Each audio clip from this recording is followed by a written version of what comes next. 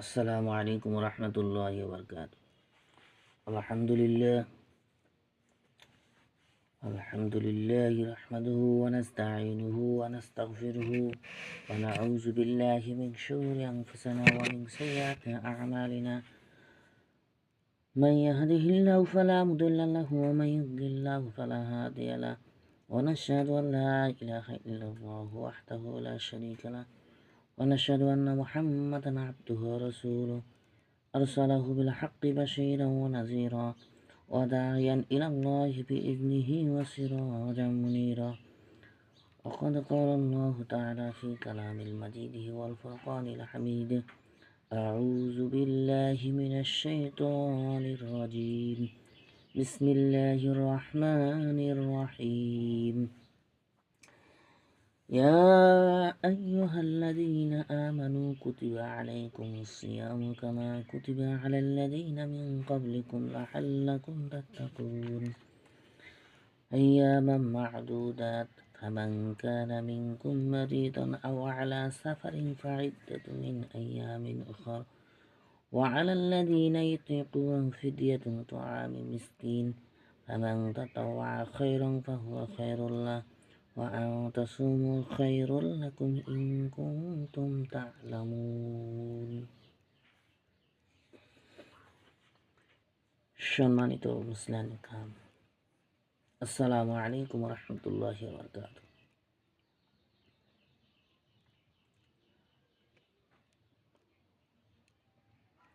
আমরা সেই মহান তাবারক তাআলা আল্লাহ রাব্বুল আলামিনের দরবারে শুকরিয়া আদায় করি যে আল্লাহ পাক আমাদেরকে পবিত্র কোরআনের আয়াত শোনার তৌফিক দান করলেন,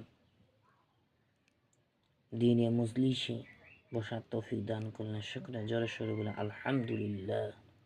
এবং তিনার প্রেরিত রসুল, যিনি মানবতার মুক্তির অগ্রদূত,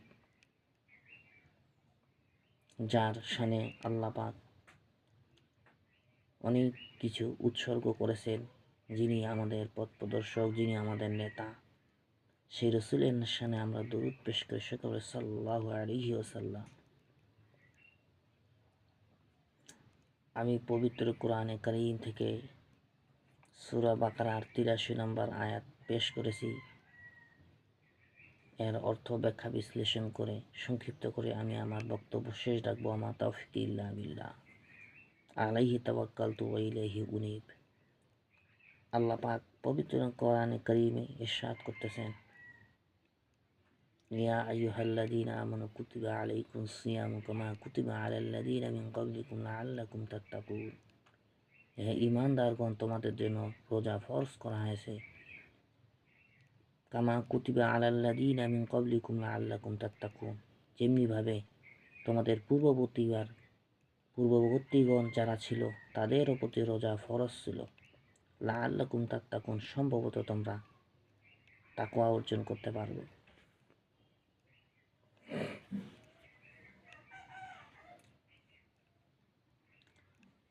রোজা এমন একটি ইবাদত,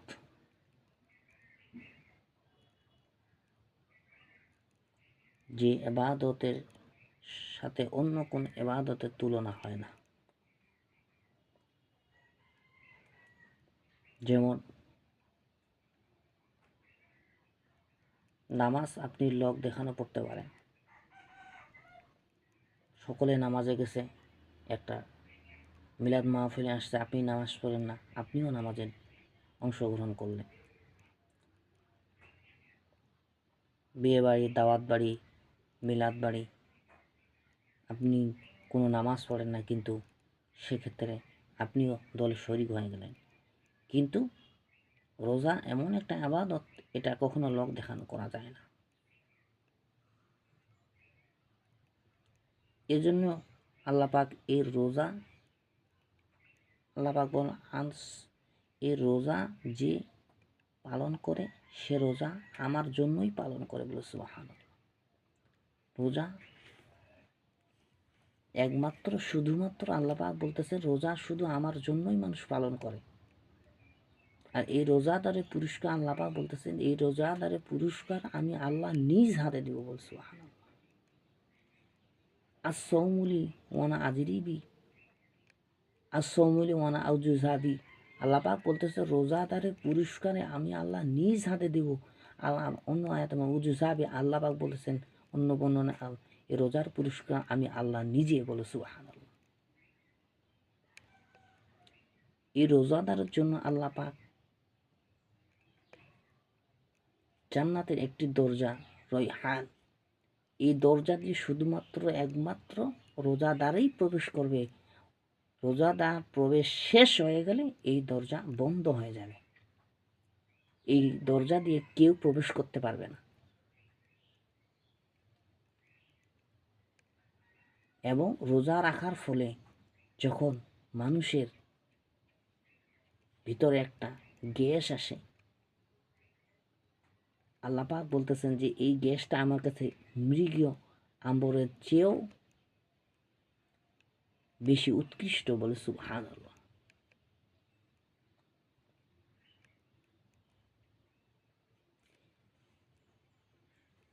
এই রোজা এমন একটা গুরুত্বপূর্ণ বিষয় যে এটা কখনো লোক দেখানো করা যায় না। যে রোজা রাখে সে আল্লাহর জন্যই রাখে। লিসাইমি ফারহাতান, রসুল করিম সাল্লাল্লাহু আলাইহি ওয়াসাল্লাম হাদিস, লিসাইমি ফারহাতান ফারহাতুন ইনদা ফিতরাতিহি ইনদা লিকাই রাব্বিহিম। লিসাইমি ফারহাতান, যে রোজাদারের জন্য আল্লাহ পাক দুটি পুরস্কার রেখেছেন। একটি হচ্ছে যখন সে ইফতার করে, ইফতারের পূর্ব মুহূর্তে সকল কিছু নিয়ে দাঁড়িয়ে আছে, সকল কিছু নিয়ে সে অপেক্ষা করতেছে কখন আজানের সময় হচ্ছে। আজান দেওয়ার সাথে সাথে সে ইফতার করবে। তার কি সুন্দর একটা আনন্দের মুহূর্ত। লিসাইমি ফারহাতান ফারহাত ইনদা ফিতরাত ইনদা লিকাই রাব্বিহিম। আরেকটা পুরস্কার হচ্ছে লিকাই রাব্বিহিম, যে এই রোজাদার সঙ্গে আল্লাহ পাক যখন সাক্ষাৎ করবেন,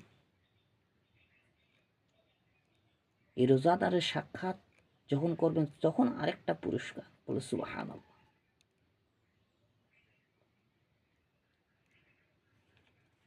এই রোজা সম্পর্কে আল্লাহ পাক আরো কিছু বলতেছেন।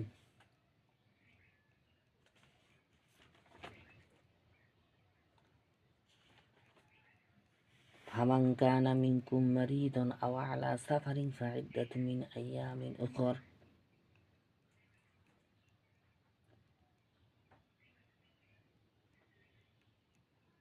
এই রোজা সম্পর্কে, রোজা আল্লাহ পাক এমন একটা বিষয় মানুষের কাছে চাপিয়ে দেননি যে রোজা রাখতেই হবে, না দিলে সমস্যা। বরং আল্লাহ পাক কিছু কিছু বিষয় তাদেরকে এহসান করেছেন, রুখসত দিয়েছেন। যে ফামান কানা মিনকুম মারিদান আও আলা সাফারিন ফাইদ্দাতুম মিন আইয়ামিন উখর। ফামান কানা, অতঃপর যদি কেউ মারিদন আও আলা সাফারিন, অসুস্থ হয়, আও আলা সাফারিন, অথবা সফরে থাকে। অর্থাৎ কোনো ব্যক্তি যদি অসুস্থ হয়ে যায় আর ডাক্তার যদি তাদেরকে বলে যে আপনি রোজা রাখলে আর আপনি আরও বেশি অসুস্থ হবেন, আপনার পক্ষে রোজা রাখা সম্ভব নয়, এমত অবস্থায় আপনি রোজা রাখবেন না।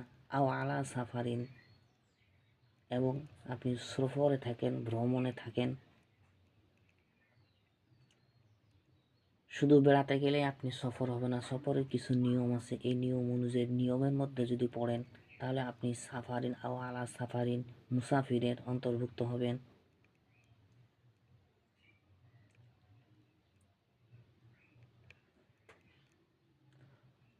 ফাইদ্দাতুম মিন আইয়ামিন উখর, এবং আপনি যখন অসুস্থতা থেকে সুস্থতা দান করবে, সুস্থতা আল্লাহ পাক আপনাকে দান করবে। আও আলা সাফারিন,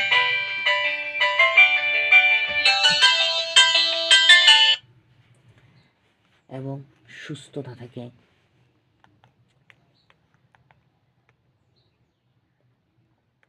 আপনি যখন সুস্থতা দান করবে, আল্লাহ পাক যখন আপনাকে সুস্থতা দান করবে।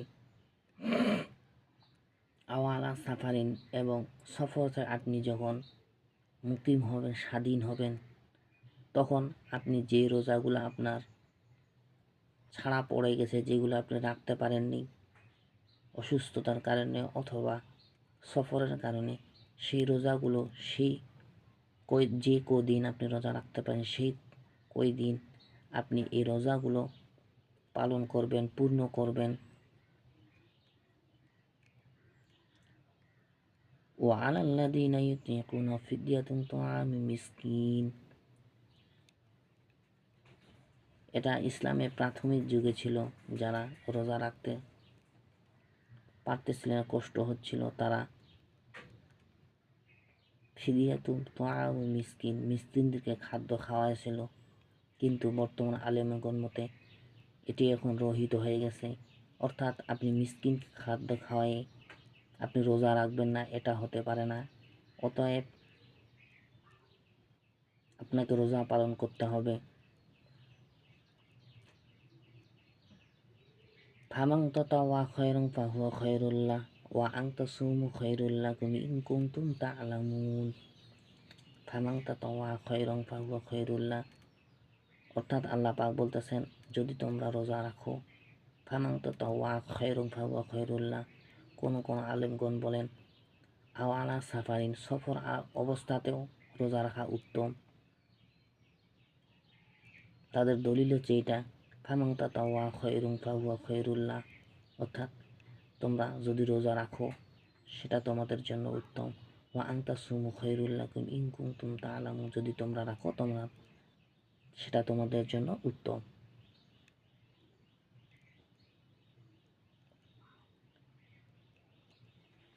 অর্থাৎ বলা হচ্ছে